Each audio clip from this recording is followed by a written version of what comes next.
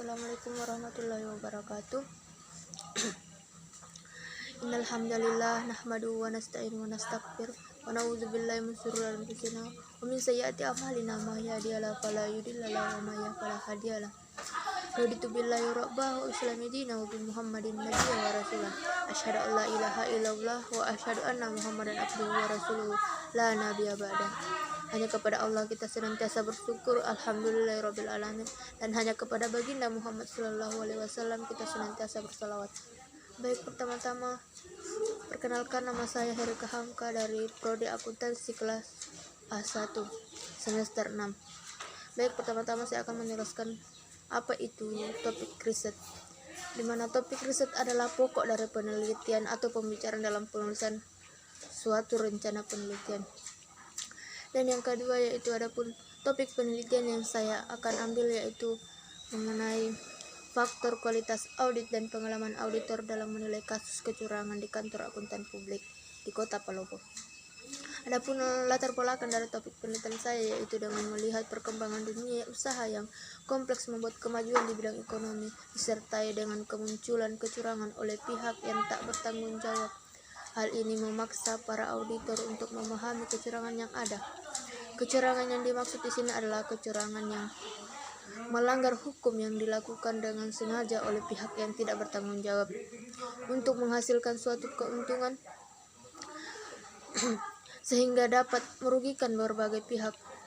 Seorang auditor dituntut untuk memiliki kualitas yang baik sehingga dapat mengetahui kecurangan yang terjadi, sehingga dapat menyelesaikan masalah yang ada.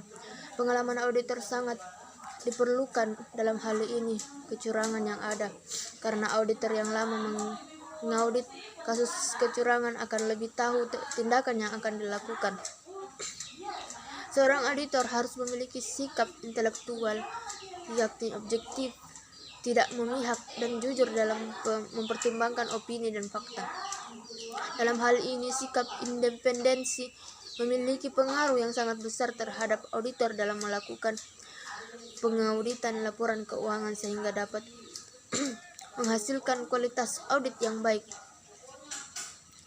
Seorang auditor dapat dikatakan memiliki kualitas jika auditor tersebut profesional dalam menjalankan tugasnya. Seorang auditor dapat dikatakan memiliki kualitas kerja memenuhi standar pengauditan. Standar pengauditan yang dimaksud adalah independensi, mutu, profesional audit, dan penyusunan laporan audit. Kemudian grand teori yang menjadi acuan dasar penelitian yang saya ambil yaitu teori kepatuhan, di mana teori kepatuhan berarti sifat patuh, ketaatan, yang menurut Kamus Umum Bahasa Indonesia patuh berasal dari kata kepatuhan, yaitu patuh artinya suka menurut, taat pada perintah dan aturan. Kemudian adapun metode penelitian yang akan saya ambil yaitu yang pertama itu jenis penelitiannya. Jenis penelitian yang dilakukan adalah penelitian kuantitatif dengan pendekatan deskriptif, yaitu salah satu jenis metode yang dilakukan dengan memusatkan perhatian kepada aspek-aspek tertentu dan hubungan antar variabel. Metode kuantitatif menurut Sugiono yaitu adalah metode penelitian yang melandaskan pada filsafat positivisme, digunakan untuk meneliti pada populasi atau sampel tertentu. Pengumpulan data menggunakan instrumen penelitian, analisis data bersifat kuantitatif atau statistik dengan tujuan untuk menguji hipotesis yang telah ditetapkan. Adapun populasinya yaitu seluruh auditor yang bekerja di kantor angkutan publik di Kota Palopo. Kemudian sampel yang digunakan dalam penelitian yaitu sejumlah 32 auditor. Metode penetapan sampel yang digunakan dalam penelitian ini adalah sample random sampling, yaitu pemilihan sampel secara acak sederhana yang memberikan kesempatan yang sama dan tak terbatas pada setiap anggota populasi untuk dipilih sebagai sampel. Adapun metode pengumpulan data yaitu yang pertama jenis data. Adapun jenis data yang digunakan adalah data primer, di mana data primer adalah data yang berasal langsung dari sumber data yang dikumpulkan secara langsung dan berhubungan langsung dengan permasalahan yang diteliti. Data ini diperoleh dari hasil wawancara. Kemudian teknik pengumpulan, yaitu yang pertama observasi dan yang kedua adalah kuesioner. Kemudian selanjutnya yaitu definisi operasional variabel. Dalam suatu penelitian diperlukan mengidentifikasi variabel independen, yaitu variabel bebas atau berpengaruh, maupun variabel dependen, yaitu variabel yang terikat.